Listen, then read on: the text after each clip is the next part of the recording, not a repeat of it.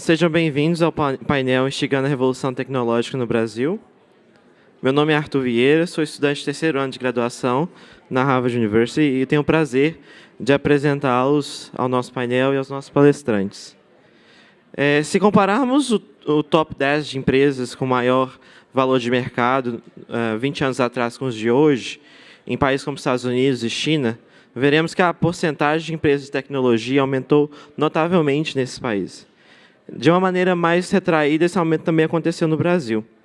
Tendo em vista o alto valor agregado dos produtos da indústria de alta tecnologia, instigar o boom tecnológico deveria ser uma das maiores prioridades, tanto de instituições públicas como privadas. Entretanto, como introduzido pelo professor Mark Zachary Taylor em seu livro subtitulado Por que alguns países são melhores que outros em ciência e tecnologia, um conjunto de fatores atuam fomentando o que a gente pode chamar de creativity insecurity, ou, em português, insegurança criativa, algo que dificulta a inovação e o emprego dessas novas tecnologias em empresas e a aplicação que, de fato, vai chegar ao consumidor final. A proposta desse painel, então, é discutir o que deveria ser feito no Brasil, tanto no setor privado quanto no setor público, entre pesquisadores, entre empresas, entre o governo, para fomentar um ambiente de inovação, um ambiente de incorporação tecnológica nos sistemas produtivos. É sobre o sistema de educação melhor, é sobre regulação do mercado, como é que podemos criar um ambiente favorável à inovação. Nosso moderador, Júlio Vasconcelos, é sócio fundador do Atlântico, fundo de venture capital focado na América Latina. Foi executivo do Facebook, atuando como o primeiro representante da empresa no Brasil e ajudando a captar os primeiros 10 milhões de usuários no Brasil. Foi também fundador do Peixe Urbano e CEO da Prefer, em São Francisco. Júlio é formado em Finanças e Marketing pela Wharton School da Universidade da Pensilvânia e tem MBA pela Universidade de Stanford. Camila Farani, que está nos acompanhando no Zoom, é presidente da G2 Capital, boutique de investimentos em tecnologia. Camila foi eleita uma das 500 pessoas mais influentes da América Latina pela Bloomberg Linha, faz parte do Shark Tank Brasil desde sua primeira temporada e é membro do Conselho de Administração do PicPay e da Tem Saúde e do Conselho de Marketing Growth da Nuvem Shop. Fundadora do Grupo Farani, que congrega EduTech, InvestTech, Brandimage e Ela Vence, plataforma de empoderamento de empreendedorismo feminino que já impactou mais de 500 mil mulheres. Também temos o prazer de termos Rodrigo Garcia como um dos nossos speakers, integrante do time fundador da Nelway.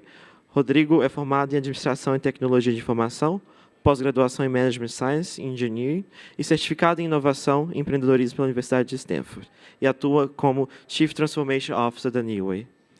Também temos o prazer de contar com Sabine Righetti.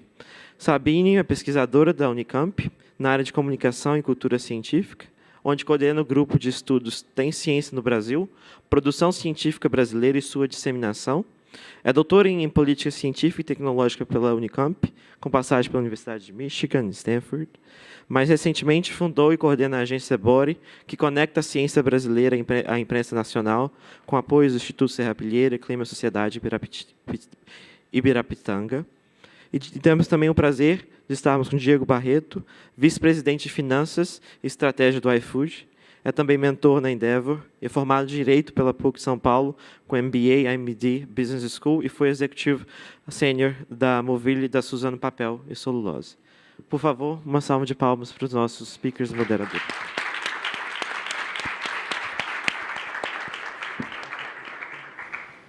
Obrigado e boa tarde. Obrigado mais uma vez pelo convite. Também obrigado para todo mundo aqui que está participando. O título do nosso painel hoje é de Instigando a Revolução da Tecnologia. Então, a gente tentou focar um pouco mais nessa questão, de fato, da revolução digital e de como acelerar essa digitalização que está acontecendo na economia e na sociedade, e também discutir um pouco de como você garante o acesso a tudo que essa revolução tecnológica está trazendo para o nosso país. Nosso fundo publica anualmente uma grande pesquisa sobre transformação digital e, inclusive, o primeiro ano, o tema foi muito dessa questão de digitalização da economia. E a gente organizou a pesquisa em 3 temas, que acho que vai ser útil para a gente também organizar a discussão de hoje.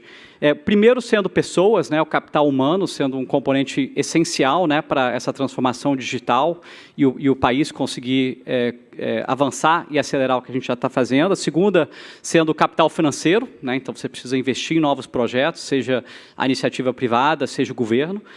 E a última é uma questão de regulação e políticas públicas, né? Como é que você garante o acesso, como é que você garante que o tipo de inovação que você tem é o que o país precisa.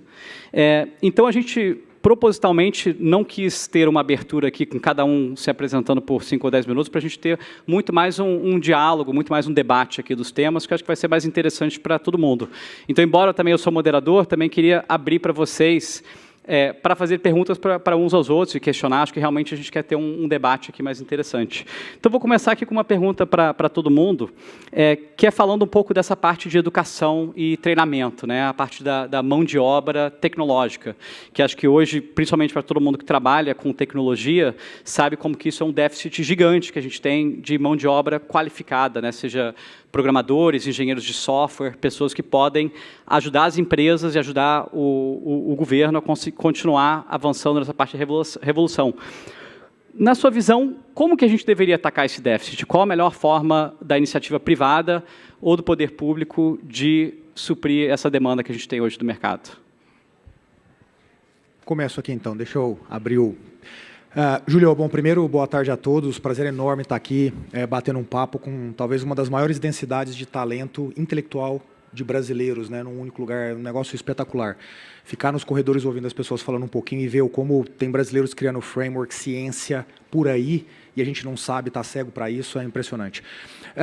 Acho que, sem me delongar muito, Júlio, eu acho que o Brasil tem uma enorme oportunidade, pela primeira vez na sua história, de romper um problema de educação. A educação tradicional, a educação que formou os skills da última geração de trabalhadores no Brasil, ela depende de um formalismo muito grande. Ela depende de anos no ensino fundamental, no ensino básico, fundamental, médio, superior, tudo. Isso demanda, naturalmente, uma estrutura que não tem privilégios. Caso contrário, se você tem uma estrutura de privilégios, sobra para o homem branco de classe média efetivamente conseguir subir nesses rankings. No Brasil é um país cheio de privilégios. Portanto, o que a educação fez nos últimos anos foi não só não preparar o brasileiro para poder permitir a gente avançar do ponto de vista industrial, no serviço, na tecnologia, mas ele também excluiu. A beleza da tecnologia e o que a gente está vendo nessa nova economia do Brasil nos últimos 15 anos, ela está permitindo pela primeira vez a gente acelerar a carreira de talentos ou dar oportunidade a talentos, porque ensinar tecnologia, ajudar via tecnologia, ela não demanda uma formação típica, tradicional. O que significa que os grupos minorizados na história desse país, eles pela primeira vez, vão ter a chance de acelerar um processo, de serem educados e de evoluírem muito mais na sua carreira. Evidentemente, aqueles que optarem por essa formação. E aí eu acho que a gente cria pela primeira vez uma dicotomia, ou a gente quebra uma dicotomia que existiu historicamente. A gente sempre olhou o Estado e o meio privado segregando a educação. O Estado, infelizmente, ineficiente, ajudando muito pouco na educação dos grupos minorizados no Brasil, e o privado ajudando os privilegiados a continuarem privilegiados. Com a revolução tecnológica no Brasil, essa nova economia, a gente vê pela primeira vez a possibilidade de empresas se organizarem para efetivamente ajudarem a educação a chegar em grupos minorizados que historicamente não chegavam. Isso não vai mudar o Brasil de um dia para o outro, mas é uma janela de oportunidade nunca antes vista no Brasil sob essa ótica.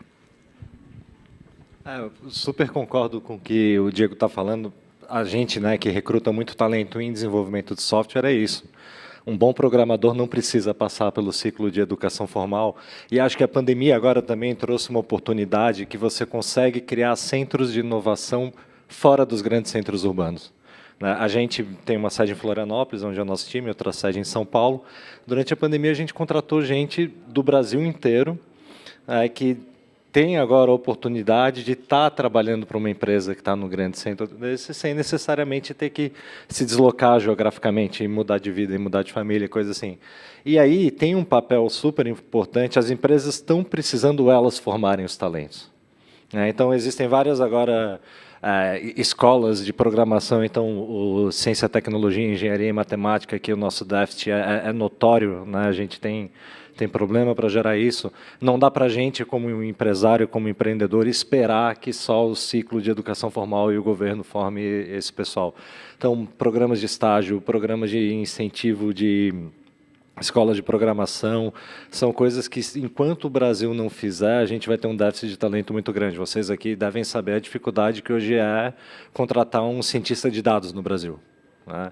Então, a gente, principalmente, está acreditando muito em formar as pessoas, e aí é isso, eu posso pegar uma pessoa de 18 anos que saiba programar, bota ele para dentro da empresa e criar lá dentro. Então, acho que quando a gente fala em formação, é um pouco isso, né? A gente remete muito ao que a gente está acostumado dos meios tradicionais de educação e também de desenvolver talento perto das empresas, né? Hoje existem programas online e que podem não só formar esses talentos num track diferente, mas também em lugares diferentes. E aí tem que realmente a iniciativa privada vir entrar nessa questão de formação de talentos, senão a gente vai continuar com esse déficit. Eu quero corroborar aí com o ponto de vista. Imagino que vocês estejam ouvindo, né? Ok. Sim. Acho que sem dúvida nenhuma. Acho que eu quero botar um side point aqui que, se a gente imaginar, se a gente pensar que a gente vive essa revolução tecnológica, a gente está falando dos 15 anos para cá, comecei a fazer investimento ano já há 12 anos, né? Então, o movimento educacional / tecnológico, na área tecnológica, principalmente, ele acompanhou, só que ele não acompanhou muitas vezes na velocidade que essa revolução tecnológica veio. E aí, dito isso, se a gente sabe que 68%, né, dos estudantes eles não têm conhecimento básico de matemática, são dados do Brasil, né? E o Brasil ainda ocupa o 58º lugar do mundo em leitura. Então, a gente tem uma questão muito séria, que é uma questão estrutural, que evolui naturalmente num processo onde as empresas, com o crescimento e com o advento, aí, principalmente pós-pandemia, né, o mundo pós-pandêmico, né, precisa-se cada vez mais de mão de obra cada vez mais sofisticada, cada vez mais complexa, sob o ponto de vista de conhecimento. Eu vejo as empresas num papel importantíssimo. Então, a gente, por exemplo, na PicPay, a gente tem um programa onde o próprio ensino fundamental, então a gente tem lá mais de 500 alunos de ensino fundamental aprendendo desde robótica a linguagem de programação, que naturalmente eles podem evoluir dentro das empresas do grupo, né? Eu vejo que, sem dúvida nenhuma, acho que falar do papel do Estado, né, nessa composição aí seria default, né, seria um padrão. Sem dúvida nenhuma, eu vejo uma evolução aí desde quando eu comecei a entrar no mundo da tecnologia, mas eu vejo cada vez também parcerias público-privadas acontecendo. Não é no ritmo que a gente gostaria, né, ou no ritmo que deveria ser. Mas eu acho que os líderes de hoje devem e podem, as empresas de hoje devem e podem chamar a responsabilidade para si, como o próprio já foi colocado aí, da Nelway, e o Fábio colocou muito bem também, sobre a questão das empresas terem seus próprios programas internos também. Estão me ouvindo? Queria complementar, mas... agora sim. Primeiro, agradecer e dizer que eu estou feliz, domingão, né? Final do dia, sala cheia, a gente aqui falando de questões tão importantes para o Brasil, isso me deixa muito esperançosa. Mas queria complementar, talvez até com contraponto, concordo com o que foi dito, obviamente, a questão da educação, ela é uma questão de todos os atores da sociedade e as empresas têm que atuar, mas não vai resolver. Então, eu quero aqui trazer algumas questões de aspectos de política pública, né? E eu gosto muito de dado, então eu vou ficar falando de dado aqui, que eu trabalho com base de dados. Então, se a gente pensar em dados, né, hoje a gente tem mais ou menos uns 25%, menos de 25% da população em idade universitária, 18 a 24 anos, no ensino superior no Brasil.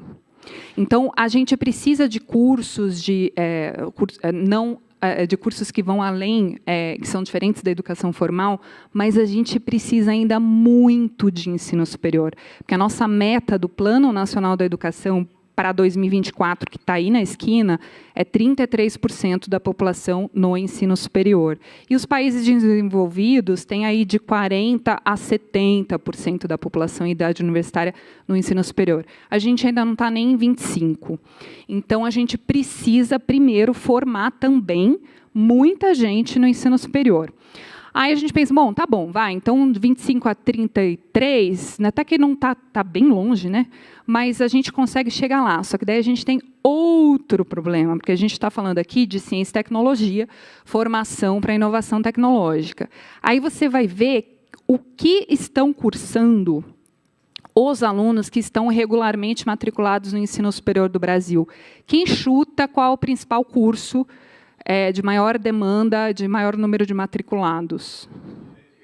Direito. Não tenho nada contra direito, não, viu, ministro? Gosto, minha irmã advogada adora curso de direito, mas a gente tem no Brasil a maior quantidade de curso de direito do mundo. A gente tem mais curso de direito que a América do Norte inteira, Europa inteira e Ásia inteira. São 1.500 cursos de direito. E aí, último dado que eu trago aqui, juro, quem estuda direito, 90% dos egressos não passa no exame da OAB. Então, a gente está perdendo aí uma oportunidade, tem uma galera estudando, e a gente está falando de milhões de pessoas, e a maioria pagando para estudar, para não conseguir exercer uma profissão, enquanto que a gente tem áreas que falta gente. Então, mesmo na educação formal superior, a gente precisa de mais gente nas áreas de ciência e tecnologia. Sabine, deixa eu só pegar um ponto aqui. Eu acho que números não dá para negar, né? Mas eu acho que tem sempre uma beleza da gente enxergar a jornada. Quando a gente olha os números, qualquer número no Brasil, via de regra, vai ser um número negativo, vai ser ruim, por todo o problema estrutural que a gente tem dentro do nosso desenvolvimento e dentro de um Estado que, infelizmente, não conseguiu incluir. Mas acho que vamos olhar na jornada, né? E aí, voltando aqui para a tecnologia. O que a tecnologia nos oferece hoje é uma chance de atingir alguns lugares, atingir algumas pessoas. O Rodrigo trouxe exemplos aqui, eu consigo trazer outros vários. A pesquisa do Atlântico mostra essa mudança que está acontecendo no comportamento, no desejo das pessoas, que está permitindo coisas que há 10 anos atrás eram impossíveis a gente sonhar. Impossíveis. Então, o problema é estrutural, vai demorar 30, 40, 50 anos para resolver, mas a jornada... Pelo amor de Deus. Tomara, eu espero. Mas a gente precisa, eu acho que de alguma forma, reconhecer que essa jornada dos últimos 10, 15 anos, ela tem aberto um pouco uma palavra que, historicamente, a gente não usa no Brasil, esperança. Na educação, pela primeira vez, a gente começa a ver alguns flancos de esperança se abrindo, por causa da tecnologia. E eu queria até aprofundar um pouco esse tema da educação formal, né? Que a gente está falando muito da universidade, o ensino superior, e o tema do painel é revolução, né? Então, assim, por que não novos modelos de negócio, novos modelos de aprendizado?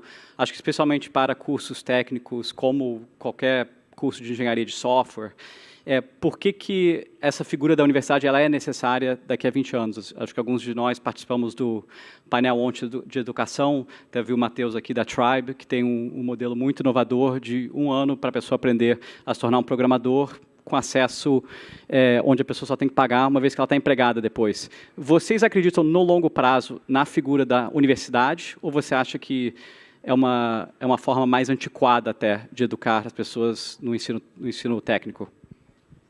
Eu acho que a universidade até então tem sido considerado o único caminho.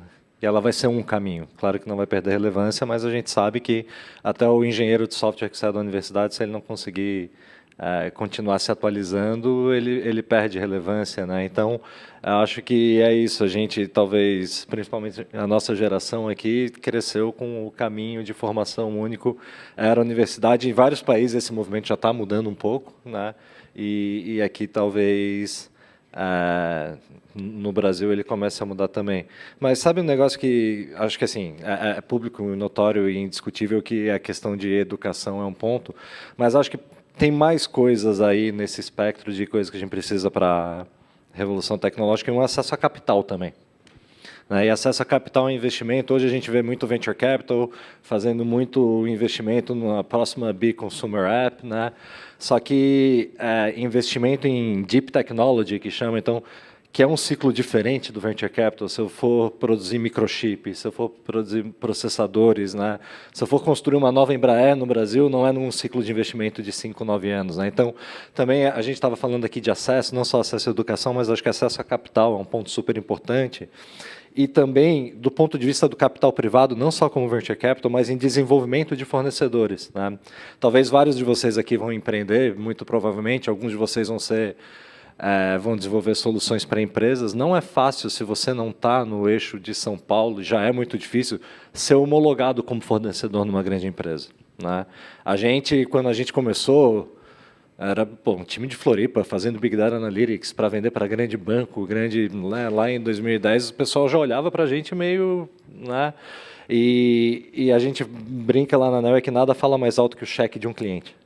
Né? Então, se você também tem um sistema de empresas que começa a desenvolver novos fornecedores, você tem desenvolvimento em diferentes tipos de tecnologia, você tem, acho que daí para longo prazo, tem que entrar o governo para... A China está fazendo muito esse movimento, né? A China saiu um pouco agora e está começando a financiar coisas mais de tecnologia de longo prazo. Então, tem uma parte aí que é não tão óbvia quanto a formação do talento, mas talvez uma pluralidade nos mecanismos de financiamento também é importante para ter novas ideias, novos empreendedores, novas soluções, novas tecnologias sendo desenvolvidas no Brasil. Acho que eu vou trazer uma visão um tanto polêmica sobre o tema universidade. E aí eu quero que vocês tenham paciência para terminar de desenvolver o raciocínio para não parecer nada radical aqui. A universidade, na sociedade atual, ela é segregadora. A lógica da casta que existia até o feudalismo foi suprimida por um negócio que todo mundo vê com bons olhos, chamado meritocracia. E quem assumiu um papel central nessa discussão se chama universidade. Você acessa a universidade, ganha razão, ganha sabedoria, se torna uma pessoa culta e, portanto, você tem mais acesso a emprego, a outras formações, a outras educações. Só que no momento em que um Estado como o brasileiro não permite a entrada efetivamente das pessoas na educação, a universidade no Brasil se tornou uma das principais fontes de segregação. Portanto, se você não tem um currículo de boa universidade, não mande currículo para a minha empresa. É assim que a gente ouve na maioria dos lugares. É assim que o time de RH da maioria das empresas faz. Eu preciso de alguém que tenha sido formado nessa universidade. É segregador. Então, acho que a gente precisa ter essa consciência. Não é para dizer que a universidade não tem função, mas a gente precisa ter essa consciência. E aí, pegando o teu ponto central, Júlio, eu tenho alguma segurança que a universidade não vai ter o papel que ela teve no século XX e no século XXI. Né? Nesses últimos 150 anos, vamos colocar assim. Por uma questão muito simples. A forma como o conhecimento hoje é produzido e, mais importante, distribuído, ele é mais democrático. Eu nasci em Uberaba, Minas Gerais, cidade de 300 mil habitantes. Eu tenho 39 anos de idade. Há 20 anos atrás, quando eu estava em Uberaba estudando, eu não tinha uma livraria para comprar um livro. Eu estudava na mesma Barça que todos os amigos da sala faziam a mesma pesquisa. Incentivo à criatividade, zero. Incentivo à diferenciação, sob o ponto de vista da criatividade no estudo intelectual, zero. Hoje não. Hoje, pessoas que moram na minha cidade, em Uberaba, operam no mercado de capitais, operam na bolsa. Sabe por quê? Porque eles acessam a educação.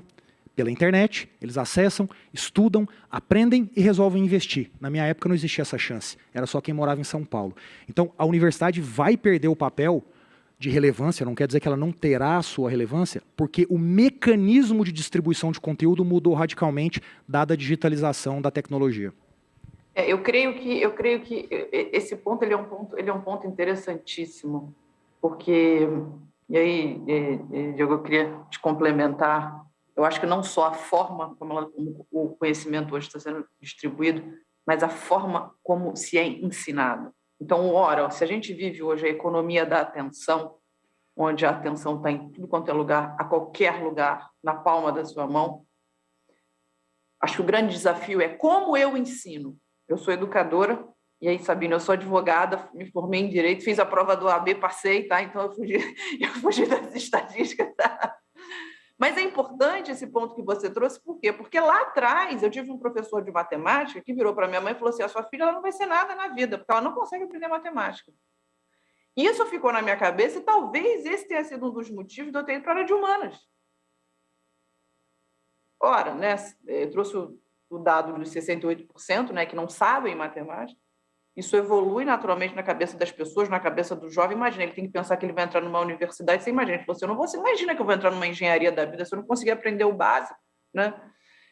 E aí, voltando lá para a história da universidade, eu me formei em Direito, mas eu fiz especializações. Então, eu fiz no MIT, eu fiz em Stanford, aí muito mais na área do que eu estava buscando, né? Em tecnologia, em investimento, em M&A. Então, sem dúvida nenhuma, eu continuo acreditando na universidade. Sim, acho que talvez ela perca um pouco da relevância, mas eu acredito cada vez mais na forma como se é passado o conhecimento, da maneira que os alunos, os jovens de hoje, os líderes do futuro, eles consigam ficar ali dedicados ali um bom tempo do seu tempo ali à sala de aula, a aula como um todo. A gente está seguindo uma sequência aqui, mas nem foi combinada, né? Tá engraçado. Não, eu queria dizer que eu sou totalmente a favor, e voltando às políticas públicas, a gente tem que ter várias trajetórias de formação, assim como tem nos Estados Unidos, assim como tem nos países que a gente olha e fala, que país legal, como, né, tem um modelo inteligente de formação de pessoas. No Brasil, a gente não tem. A gente tem, essencialmente, né, o curso de graduação tradicional, 4, 5, 6 anos. A gente não tem opções de formação. O aluno sai do ensino médio, tem que escolher a carreira dele antes de entrar na universidade, o que é um absurdo, isso é cruel, isso é um erro que a gente comete desde que a gente formou o nosso ensino superior, que é muito recente, vale lembrar, né, tem poucas décadas, aí a USP não tem nem 100 anos, Harvard é do século XVII, para ter uma noção. Então, a gente tem um ensino superior recente que se baseou nas écoles francesas, que são muito carreiristas. Então, a gente sai do ensino médio, agora você vai escolher a carreira que você vai seguir a vida inteira, vai fazer um curso de 5 anos, se você mudar de ideia, você se ferrou, porque você não vai conseguir mudar, né, dentro da universidade, vai ter que voltar e prestar vestibular de novo. Então, o nosso modelo está extremamente atrasado, ele precisa ser inteiro reformulado, a gente está parado com o nosso modelo de ensino superior, isso eu não tenho dúvida nenhuma.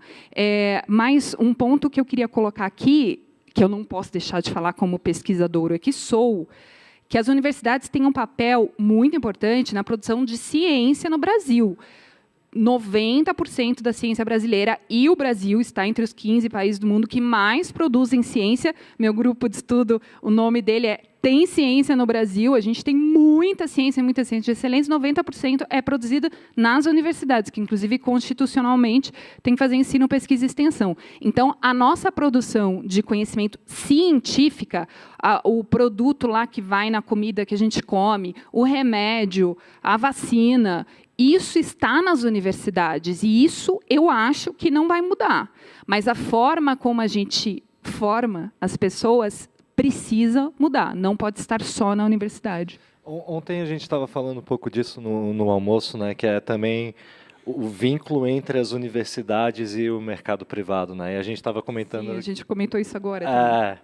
E a gente estava comentando que, sim, tem pesquisa na universidade, mas parece que quando o mercado privado vai buscar os alunos, está cooptando quase, né?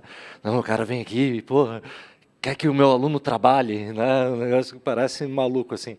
Qual que é a tua visão? Como que a gente consegue? Porque os grandes ecossistemas do mundo dependem de uma boa parceria entre universidades. A gente tem um né? case de sucesso aqui, acho que ele pode falar dessa parceria, Unicamp, inclusive. Porque a pesquisa presa no campus também não gera revolução, gera artigo. Eu acho que a provocação ela é válida. Eu acho que a gente conhece a conclusão, né? A conclusão é: universidade e empresa no Brasil não sabem trabalhar juntos. São dois bichos estranhos, carregados de ideologia, ambos os lados, que infelizmente não conseguem entender que diálogo começa entendendo o objetivo comum e não o meio. O meio a gente descobre depois a melhor forma entre nós dois, mas o objetivo comum, se ele é único, a gente precisa fazer isso. Empresas reconhecem, a universidade reconhece, mas o meio é horrível no Brasil, infelizmente.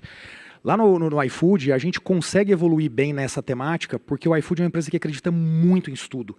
A gente incentiva muito as pessoas, a gente coloca as pessoas, entre aspas, para fora da empresa para irem estudar. A gente oferece muita ferramenta para o ecossistema estudar, então isso faz parte da nossa cultura.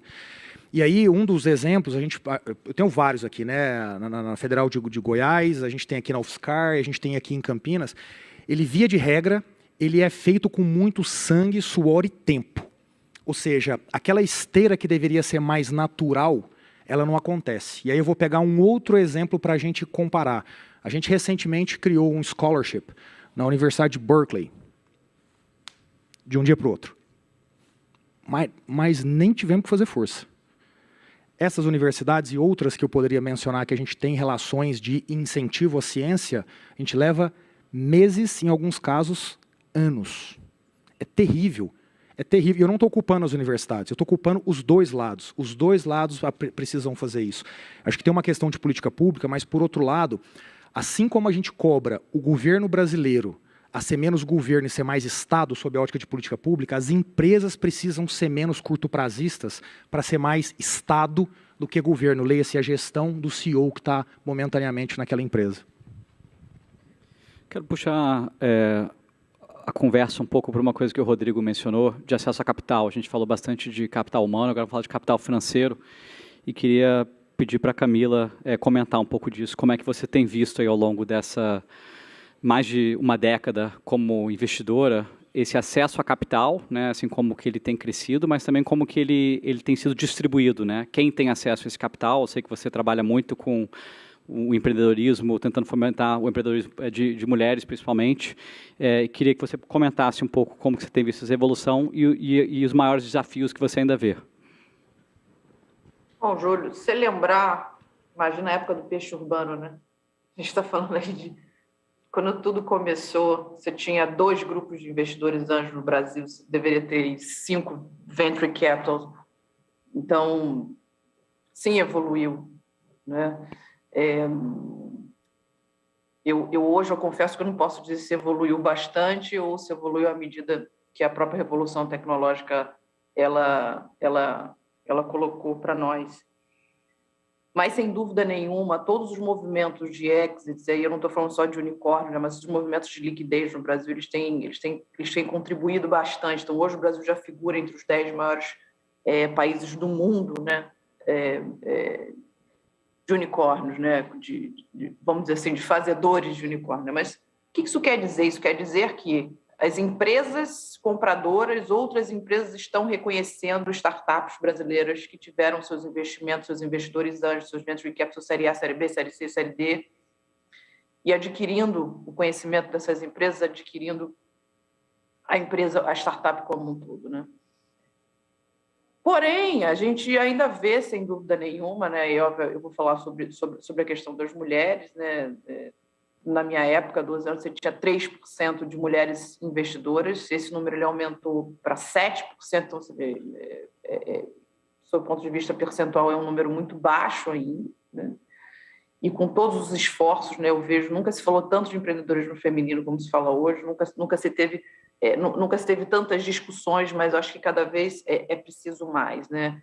O acesso a capital, sem dúvida nenhuma, como o Rodrigo colocou, ele ainda é um desafio, porque ele ainda é um desafio da elite.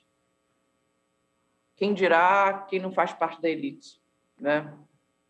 Então, sem dúvida nenhuma, eu gosto muito de falar, né, das lideranças, das pessoas chamando a responsabilidade para si, mas porque cada vez mais, além de criar as iniciativas de fomento ao acesso a capital, facilitar esse acesso a capital. E se a gente para pensar, né, quem tem acesso a capital hoje? Quais são as empresas, né? Você vai falar ali, é o eixo São Paulo, é o eixo Rio de Janeiro, é o eixo Floripa, Minas Gerais, mas a gente tem no Brasil como um todo regiões, e aí, obviamente, eu vejo pelo Shark Tank Brasil, Nordeste, Norte, ideias incríveis que talvez não sejam tão bem aproveitadas simplesmente porque elas não têm o acesso, elas não estão ligadas aos eixos principais. Então, é uma discussão que eu acho que vale a pena a gente falar, e principalmente a gente trazer isso à tona. Como é que outras regiões menos que não estão nesse eixo como todo, como é que eles têm mais acesso ao capital, né? E, por um outro lado, as mulheres, eu acho que cada vez mais existe um processo de capacitação, existe um processo onde ela precisa acreditar em si, e existe um processo onde cada vez mais precisa mitigar o complexo de impostura que estatisticamente acontece maior entre as mulheres. Ou seja, eu não pertenço a esse lugar, eu não devo estar nesse lugar, né? Posso só contar uma história na linha aqui como mulher e também empreendedora, porque eu coordeno uma agência de divulgação científica. É a primeira vez que eu fui fazer um pitch para conseguir o primeiro aporte, há uns 5 anos, eu era a única mulher. Tinha uns 40 homens, a banca inteira era homem, os investidores eram homem, e não tem como você não sentir que você não pertence àquele lugar ou você não ficar constrangido. E eu lembro que um investidor falou: "Nossa, mas seu projeto é diferente do que a gente costuma apoiar e investir". Eu falei: para começar que é de uma mulher, né? Porque só tem homem aqui. E aí eu consegui o investimento. Sabine? Fui, consegui. Acho que por isso ele ficou meio constrangido na hora. Fica a dica. E acho que a questão da diversidade em geral, né? Não só mulheres na liderança. Os Estados Unidos tinha uma campanha muito legal, uma época que é I look like an engineer, né? Que às vezes as mulheres, quando são desenvolvedoras de software, ouviam, but you don't look like an engineer, né? E diversidade é um negócio, a gente, pelo menos para a gente, está muito claro, é diferencial competitivo, não é débito social. Eu não tenho que ter diversidade só para check in the boxes. Eu gosto de fazer uma metáfora entre monocultura e uma floresta super biodiversa, né? Quantidade de vida, de sequestro de carbono, de tudo que acontece num ambiente que é diverso, num ambiente... E diversidade vai de etnias, vai de orientação sexual, vai de gênero, vai também de idade, né? A gente estava conversando aqui, vocês vão empreender, né? Pensem assim, vocês contratariam um dev, vocês agora que estão no early 20s, de 55 anos? É difícil hoje, você pega um cara de 50 anos... A cabeça preconceituosa vai dizer não. Essa é a realidade, né? Sim, como que esse cara vai estar atualizado? E, por exemplo, o nosso arquiteto lá, cara, o cara tem 50 e poucos anos, a gente contratou um cara de BI agora de 60, ele voa. Ele voa. Então, quando você pensa em diversidade, a gente tem também, às vezes, umas caixinhas mais óbvias de diversidade, mas quanto mais gente de contextos diferentes, de experiências diferentes a gente começar a trazer, a inovação está diretamente ligada à criatividade, que é um ambiente livre de troca de ideias, né? Então, a diversidade como diferencial competitivo é muito importante, não só como pagamento de débito social, vamos dizer assim, né? Eu acho que só complementando aqui 2 pontos, evitando repetir o que já foi dito. Eu acho que o primeiro ponto é, eu sou um cara que enxerga as coisas muito na jornada. Eu não acredito em visão pontual. Ela cria miopia, quando você não entende o desenvolvimento. É como olhar para o seu filho hoje e achar que ele ainda não está bom lá na matemática, ou no inglês, ou no português. Se você não entende o desenvolvimento dele, você não consegue julgar a jornada. Para mim, o que a gente está vivendo hoje é uma jornada mágica. Você volta 15 anos no tempo no Brasil, qual eram os 5 nomes que você me dava de fundos estrangeiros investindo no Brasil? Fundos brasileiros investidos no Brasil, campos para receber ideias inovadoras, incubadoras, aceleradoras. Quantas pessoas no seu seio familiar falavam a palavra anjo? Quantas pessoas vocês incentivavam na sua família a ir trabalhar numa startup, em tecnologia? 0. Esse número era 0 há 15 anos atrás. Esse número é alguma coisa hoje. A jornada ela é boa, mas eu concordo com a Camila que o número ainda relativo, ele é pequeno, e bora lá, vamos mudar esse negócio. Acho que o outro ponto só que eu queria trazer é, a gente, no caso das mulheres, a gente precisa da sociedade pressionando as empresas. A gente não pode ver isso como antagonismo, isso é diálogo. A gente ainda leva essa discussão de quando a sociedade pressiona as empresas e as empresas conversam com a sociedade como se fosse um negócio de contradição pura, de paradoxo puro, e não é. Só que a gente precisa compreender a jornada. Então, eu sempre digo para as pessoas, quando a gente entra em discussões assim, questionem as empresas, na boa, com boa fé, com diálogo, com respeito. Todas as vezes que a gente entra num campo de polarização que termina nas redes sociais com xingamentos, palavras de baixo calão e comportamentos que não são necessários dentro da civilidade, a gente afasta. A gente cria eu contra você. Lembrando que o objetivo é comum. Via de regra, um ser humano não vai querer excluir. Talvez ele só não tenha consciência. A gente precisa aprender a dialogar mais sobre esse tema. Eu estou total fazendo papel de cientista aqui, mas eu quero dizer que tem ampla literatura já que mostra que a diversidade melhora a competitividade, a inovação, e isso resvala, inclusive no ensino superior, Não é à toa que universidades como Harvard selecionam os alunos pensando em montar as turmas a partir de critérios de diversidade, inclusive diversidade até religiosa. Você estava falando de diversidade racial, mas inclusive diversidade religiosa, de origem, de país, enfim. Então, não é à toa que a melhor universidade do mundo, que é Harvard, de acordo com rankings universitários, faz isso, porque isso cria um ambiente disruptivo de inovação, de troca de ideias, enfim, tudo isso sabemos. E nas empresas, isso também vale. Eu lembro uma vez que eu conversei com o criador daquele ranking da Fast Company, de empresas mais inovadoras dos Estados Unidos. Na época, eu era responsável pelo ranking universitário da Folha. Então, eu ia atrás de todo mundo que fazia ranking para entender a lógica. Daí, eu vim aqui falar com ele e perguntei dos critérios, e um dos critérios era diversidade no board e no conselho. Aí eu falei, por quê? Ele falou, como que uma empresa vai ser inovadora se só tiver homem branco? E eu achei aquilo genial. Então, a gente precisa levar isso para... Novamente, tem evidências, a gente precisa levar isso para tudo, inclusive para governo, né, gente? Deixa aqui uma reflexão. Como a gente vai ser um governo inovador se todo mundo é igual? Só finalizando, precisa ser legítimo, né? O Rodrigo colocou muito bem, né? Legitimidade, ela traz a verdade, né? Você fazer porque realmente você acredita naquilo, não porque é bonito, né? Tem outro ponto que eu queria trazer também, que a gente está falando muito em acesso, né, e abertura. Os países que inovam muito têm acesso a dados e transparência. Né? Então, você pega, por exemplo, quando você tem portais de transparência, quando você tem os dados do judiciário aberto, quando você tem dados geográficos, o que as empresas conseguem entrar aqui, tem um programa muito legal que é o Code for America, né? Então, as empresas conseguem entrar lá, a gente estava falando de compliance, de risco, de coisa, né? A quantidade de empresa que consegue fazer solução legal só em cima de dado que é aberto publicamente, né, respeitando as leis da privacidade, Então, quando você também começa a ter transparência do ponto de vista de acesso a dado para as empresas, você gera um ambiente criativo que aí qualquer pessoa com uma API, com coding skills, pode ir lá gerar uma solução e pode...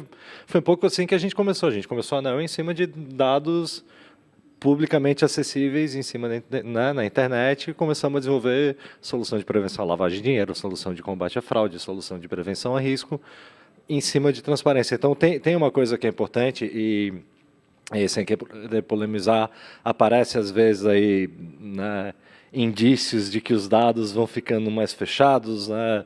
A instituição A não quer divulgar tal coisa, né? O INPE, a gente viu o que estava acontecendo. Transparência do ponto de vista de dados é um elemento fundamental também para a inovação, para as empresas conseguirem criar aplicações em cima disso. Né? Acho que essa questão de acesso à tecnologia e também é um tema que se aplica não só às pessoas, que acho que eu quero voltar a esse tema, mas também às empresas, né? Então, hoje, quando você pensa em tecnologia de ponta, as grandes empresas elas conseguem comprar, historicamente conseguiam comprar, mas as pequenas e microempresas não conseguiam contratar Big Data, como vocês trazem. Acho que no caso do iFood, pensando assim, de certa forma, trazer a logística para todo mundo, né? Como é que vocês pensam nessa questão do acesso? A Camila e eu também falamos ontem à noite sobre isso, sobre essa questão do acesso das pequenas e médias empresas à tecnologia, né? E como é que você consegue aumentar isso e qual pode ser o potencial impacto? Todo mundo me olha aqui, aí eu começo, mas se alguém quiser começar, fica à vontade. Hein?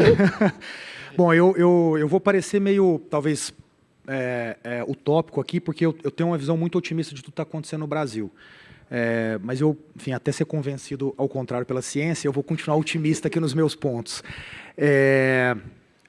O Brasil, na minha opinião, sob a ótica do pequeno e do médio, eu não vou nem chamar de empreendedor, porque é uma palavra um tanto gourmetizada, mas do cara que pegou lá a tua poupança e resolveu abrir uma lojinha e começar e etc.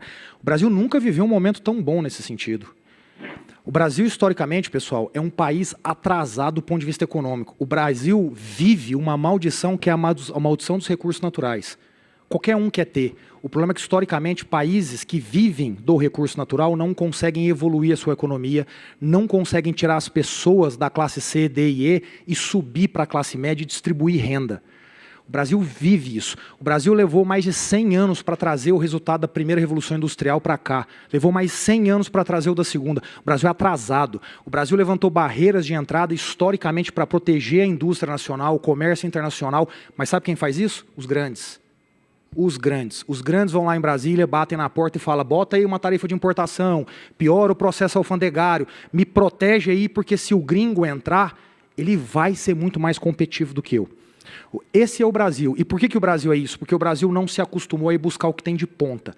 Se o grande não consegue, ou tem uma certa preguiça para ir buscar, porque o Brasil está fechado, imagina o pequeno e o médio. E o que está acontecendo agora é que nos últimos 30 anos globalmente, 15 anos em especial no Brasil, a gente deslocou a tecnologia do hardware para digital, para o software. Qual é o problema do hardware? Isso aqui é uma tecnologia. Para alguém pequeno que não tem dinheiro levar dos Estados Unidos para o Brasil, a chance é quase zero. O grande consegue. Contrata um grande escritório de advocacia, uma grande empresa, e ela vai lá e ajuda nesse processo. O software está disponível. O que o Júlio investe hoje numa empresa que eventualmente esteja nos Estados Unidos, automaticamente se torna disponível no Brasil no mesmo dia. Portanto, você democratizou o acesso à ferramenta, o que faz com que o pequeno e o médio comece cada vez mais a ganhar a capacidade de competir. É estruturalmente uma possibilidade de competição que o pequeno e o médio nunca viu na história do Brasil. E esse é o mesmo raciocínio que explica o porquê o Brasil está vendo um boom de startups, de empreendedorismo. Porque as pessoas que foram historicamente alijadas da opção de poder empreender e tinham que se tornar empregados ou eventualmente desempregados, né, empregado dos outros ou desempregado na economia, essas pessoas agora acessam e conseguem, a partir dessas ferramentas, tentar. Se vai dar certo ou não, é uma outra discussão, mas isso está democratizado. E isso é muito belo, a gente precisa ver com bons olhos e a gente precisa do Estado acompanhando a gente nesse processo. E também, isso é bacana que você falou, quando a gente começou a Neue lá atrás, a gente é uma empresa de Big Data Analytics, a gente começou em 2010. Para você trabalhar com Big Data no Brasil, ou tinha que ser um grande banco ou uma grande seguradora. Era não sei quantos milhões a licença do SaaS, não sei mais quantos milhões de infraestrutura, comprar dado, era não sei mais quantos milhões. E aí a gente fez um modelo de assinatura que tem empresa hoje, a gente tem grande banco, mas o cara com R$1.000 por mês, ele consegue ter a mesma capacidade de inteligência de mercado do maior banco do Brasil.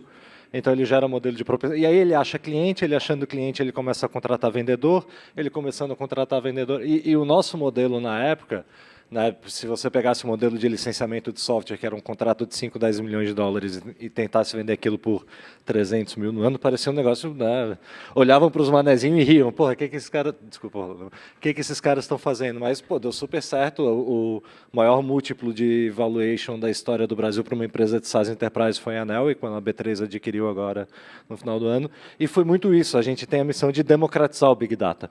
Então, a gente tem desde qualquer logo grande que vocês veem aí como cliente, usa a mesma tecnologia que um fabricante de motor para portão eletrônico do Rio Grande do Sul usa, e aí você nivela o nível de competição em alguns aspectos, pelo menos, né? Eu vejo micro e pequenas empresas, né? A gente está falando aí de 30% do PIB brasileiro, mais de 50% dos postos de trabalho existentes no país. Há 10 anos, 12 anos atrás, a gente, aqui no Brasil, tinha 70% de empreendedores com necessidade. Ou seja, eu empreendo porque eu preciso sobreviver, eu preciso abrir um negócio. E esse cenário foi mudando para o empreendedorismo de oportunidade. Ou seja, eu escolho empreender e eu, naturalmente, eu estudo para isso.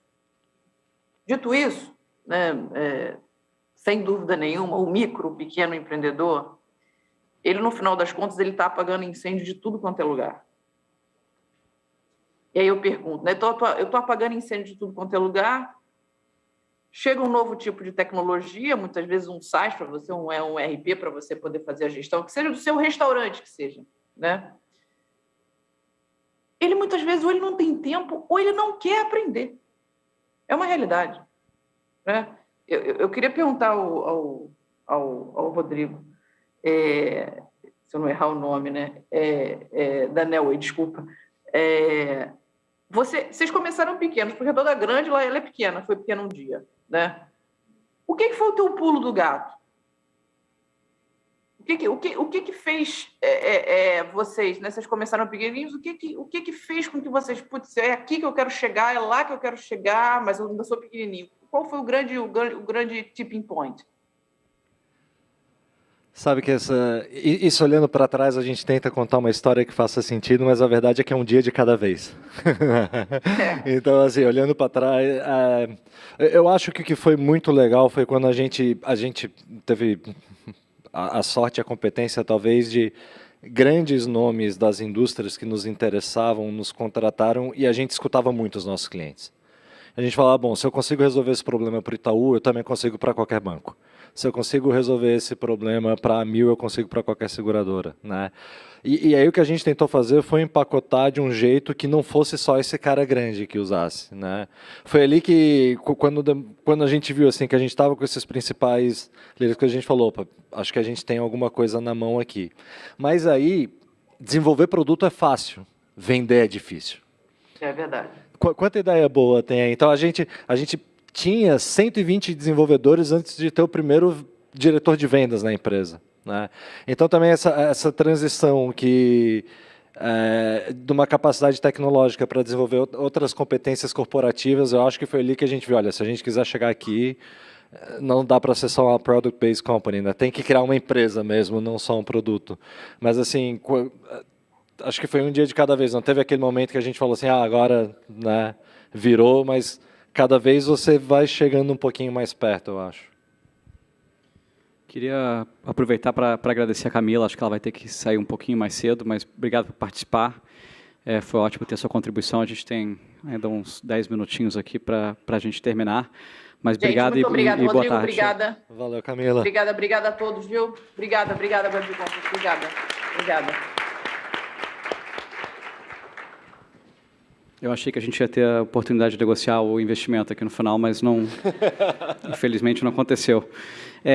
Vamos voltar a essa questão da inclusão digital, né? Eu estava até conversando com o Rodrigo ontem sobre isso, né? Acho que durante a pandemia a gente viu como que muito do acesso à tecnologia, seja o trabalho se tornando mais remoto, né? As escolas se tornando mais digitais, o acesso à telemedicina, mas não todo mundo tem acesso a um tablet, não todo mundo tem acesso a dados, banda larga. Como que você garante também o acesso ao que a revolução tecnológica está trazendo, mas para toda a população? Vai todo mundo olhar para mim de novo? Vamos. Eu estou ficando meio... Quer começar, sabe, dessa vez? Bom, eu posso começar, porque senão eu vou ser a cientista que finaliza com os contrapontos aqui. Bom, eu tenho que falar de educação, né? Educação básica, não tem como não falar. Inclusive, para a gente formar as pessoas que a gente precisa, seja na universidade ou fora da universidade, para a revolução tecnológica, a gente precisa melhorar muito a educação básica. Que, eu sou otimista, já melhorou muito. Agora está lá na Constituição que a educação tem que ser para todo mundo. Melhorou muito. Isso é incomparável com o que a gente tinha há algumas décadas. Mas a gente tem que melhorar. Hoje, se a educação brasileira fosse uma empresa, teria falido, porque entram 2 alunos, sai 1. A gente tem 50% de perda, os alunos ficam no meio do caminho, na educação básica, e a gente aqui falando que precisa ter engenheiro, precisa ter TI, sendo que a gente não consegue fazer com que os alunos terminem o ensino médio. Então, a gente precisa, primeiro, garantir acesso das pessoas à educação, que elas consigam terminar a escola e que as escolas sejam melhores e mais tecnológicas e experimentais, né? A gente não tem como pensar em revolução tecnológica se a gente não fizer uma transformação na educação de base. Recentemente, aí, em 2017, a gente teve a aprovação da Base Nacional Comum Curricular, na gestão ainda do Temer, que diz que a educação, o ensino fundamental tem que ser essencialmente experimental. Então, tá bom, a gente está começando a pensar nisso, legal, só que as escolas não têm laboratório. Censo da educação básica, que só da educação básica mostra que só 1 em cada 10 escolas tem laboratório. E falando de escola particular também. Então, a gente precisa fazer uma revolução aí na educação básica para a gente conseguir garantir acesso a tecnologias e acesso à experimentação, né? Eu vou falar, acho que nessa linha, mas pegando 2 elementos, e vou trazer muito a responsabilidade para vocês. Acho que a primeira coisa a gente precisa de um Estado mais animal na educação. Um Estado que queira resolver esse problema, que vá para cima do problema, que efetivamente traga gestão para o problema, de um Congresso, de um judiciário que efetivamente empurre esse problema para frente no sentido de resolvê-lo, né, de bata de frente com esse problema. A gente precisa sair de uma mesmice de ficar olhando o tempo passar. E aí eu trago o tema para vocês, o que me inclui aqui. A sociedade brasileira precisa votar melhor, gente. Gente, pelo amor de Deus, para quem acredita aqui, para quem tem uma religião, eu vou usar então o nome de Deus aqui, para quem acredita, pelo amor de Deus, a gente precisa de um Congresso melhor. A gente precisa parar de olhar para o cientista e achar que ele ainda não está fazendo, precisa parar de olhar para o judiciário e achar que o problema... Não, o problema está no Congresso, gente, a gente precisa votar melhor. E voto tem a ver com diálogo. Voto tem a ver com capacidade de mostrar para as pessoas qual é o caminho, na boa, na paz. Vamos sair desse mundo de ideologias tão paradoxais. Ter ideologia diferente faz parte. Dialogar não tem nada a ver com paradoxo. Dialogar tem mais a ver com dilema. Tem a ver com você sair de pontos diferentes e encontrar uma solução final. É responsabilidade de vocês, assim como minha, a gente conseguir efetivamente ter um processo mais coerente de voto. E não quer dizer que vocês tenham que votar em quem eu acredito. Nem no meu partido, nem na minha ideologia, não tem nada a ver com isso. A gente precisa aprender a dialogar. A gente precisa parar de seguir as pessoas que trazem ódio para a rede. A gente precisa parar de seguir as pessoas que só trazem uma visão e nada mais serve. Está na hora da gente evoluir como sociedade. Isso tem a ver com estado de espírito, isso tem a ver com mindset. E a gente precisa fazer isso, senão a gente não vai resolver o problema da educação. Por mais que a gente consiga o dinheiro para o laboratório, por mais que o 5G seja colocado no Brasil, por mais que a proposta aprovada no governo Temer, que entrou agora, né, efetivamente em prática, por mais que elas aconteçam, isso vai demorar 30 anos se nós não votarmos de forma mais inteligente, respeitando as diferenças. Tem um ponto que é um desafio também, o futuro é distribuído de forma desproporcional, né? Então, em alguns lugares já é o futuro, em outros a gente está vivendo no século XIX ainda. Então, a gente passou agora, né, na pandemia, a gente acelerou digitalmente 20 anos em vários aspectos, né? Então, e-commerce cresceu 30%, né, meios de pagamento. A educação, o ensino à distância, que é uma ferramenta de escala, né, que poderia resolver para o Brasil, mas aí você não tem conectividade. Todo mundo aqui deve ter visto no jornal uma família com 4, 5 crianças, um telefone que não pegava 3G. Então, eu gero a revolução tecnológica, mas aí aquilo que você falou, que é a questão do acesso do outro lado também, né? Então, por um lado, você tem que gerar, vamos dizer assim, as tecnologias, mas, por outro lado, tem que ter condições de que elas sejam consumidas também, porque a revolução tecnológica é o consumo dessas novas tecnologias que vai gerar transformação e não o desenvolvimento delas em si. Desenvolver uma baita plataforma de educação à distância. Pô, legal, não tem 5G. Não tem dispositivo, né? Botei um super meio de pagamento. Mas o cara... Então, tem um lado aqui que é não só o desenvolvimento das tecnologias em si, mas de ter mecanismos também que as pessoas possam consumir aquilo que é gerado, que é o efeito transformacional, eu acho, do uso da tecnologia, né? Eu gostei muito da abordagem do Diego, de pensar na jornada, né? E eu acho que é uma forma muito positiva de ver tudo que a gente já conseguiu fazer.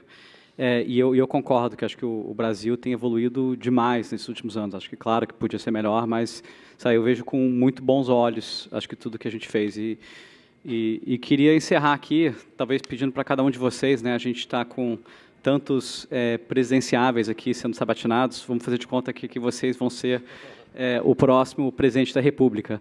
E se tivesse que pensar em uma coisa seja política pública ou até política privada, que você acha que mais poderia ter um impacto grande nessa questão de acelerar a digitalização ou melhorar o acesso, o que seria? Vamos olhar para vocês de novo. Porra, de novo. Não, agora eu vou ser o último. Vai, agora você começa, Rodrigo. Acho que não é um... Tem tanta coisa para fazer que não é uma bala só, né, que vai matar esse bicho. Então, assim, a questão da educação ela é super óbvia, né, até a questão da cultura empreendedora. E você conseguir cada vez mais... A gente viu exemplos aqui maravilhosos de lugares não óbvios desenvolvendo essas coisas. Então, acho que o fomento desses ecossistemas, né, e de diferentes bolsões pelo país, né, com a diversidade que o Brasil tem, e não é fácil criar um ecossistema, mas acho que é algo que tem que ser feito. Em um ecossistema vem educação, empresas, fundos de investimento, clientes comprando. Então, a gente tem o Porto Digital, a gente tem Floripa, a gente tem, né, BH, é um superpolo. Eu acho que o desenvolvimento desses ecossistemas que podem ser feitos em nível mais local, você começa a criar uma capilaridade de inovação. Acho que se fosse uma coisa que... Floripa transformou a economia da cidade, assim, todo mundo vê Floripa como um lugar turístico, mas a arrecadação de ISS da tecnologia já supera do turismo há mais de 15 anos. Né? Então, como é que eu faço para criar várias Palo Altos pelo Brasil? Né? Acho que esse é um desafio que é um desafio que vale a pena enfrentar. Vai lá. Fiquei pensando que se eu fosse candidata, eu certamente não seria eleita, né? Eu voto em você, Sabine. Obrigada.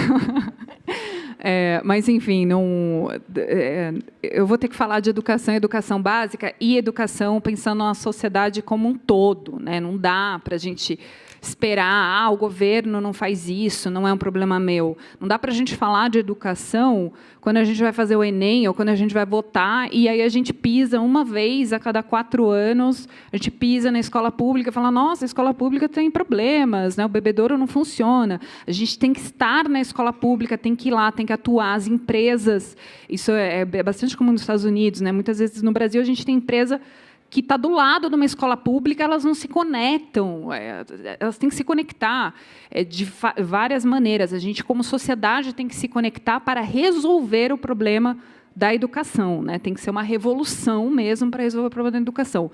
Se a gente não resolver isso, a gente não vai conseguir fazer uma revolução tecnológica novamente, por inúmeros motivos.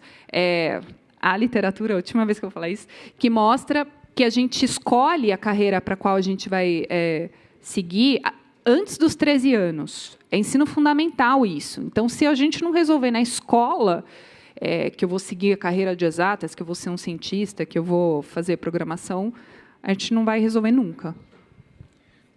Júlio, se eu tivesse que escolher um tema para atacar forte, seria liderança.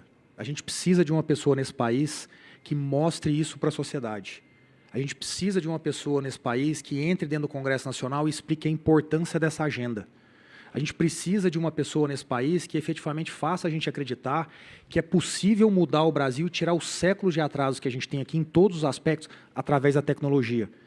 Falta liderança para isso. Os nossos líderes políticos, eles não falam sobre tecnologia e digitalização. Eles falam porque em algum momento um assessor escreve lá e diz, tem que falar esse buzzword aí para meia dúzia de pessoas ali te ouvirem. A gente precisa entender, pessoal, o mundo não te deu outra opção mais. Essa é a opção, em todos os aspectos, inclusive para a gente reduzir o tamanho do Estado. Eu não estou entrando aqui em discussão de liberalismo ou não, mais Estado, menos Estado, esqueçam isso. Eu estou dizendo sobre a capacidade de ativos digitais, como conhecimento, fluir de um lado para o outro sem a necessidade do Estado. O Uber, quando entrou no Brasil, entrou com um grupo pequenininho, a partir de um grupo pequeno de pessoas, a partir da Califórnia. O Facebook, quando entrou no Brasil, entrou com um grupo pequenininho de pessoas, a partir da Califórnia. As barreiras do Estado, elas são naturalmente cada vez menores. Se você não tiver uma liderança política que faz o próprio Estado compreender isso, a gente só vai ficar atrasado. O Estado vai ficar batendo em teclas que não nos levam para frente, enquanto pessoas, empresas, vão efetivamente conseguir fazer essa jornada. Só que aí a gente perde a capacidade de incluir. Infelizmente, a gente precisa do Estado para balancear isso, trazer para o meio do caminho e, a partir da digitalização da tecnologia, permitir a inclusão. Por que se discute tanto nos Estados Unidos que as Big Techs se tornaram grandes empresas que efetivamente ajudam na inequalidade que cresce há 20, 30 anos nesse país? Porque a gente não conseguiu educar o Estado aqui. A gente precisa educar o Estado do Brasil, essa é a hora. Nós precisamos de liderança para fazer a gente entender que esse é um caminho que o Estado brasileiro tem que seguir. Obrigado a todos, obrigado pela participação de todo mundo e pela organização. Foi um ótimo debate. Boa tarde para todo mundo aqui.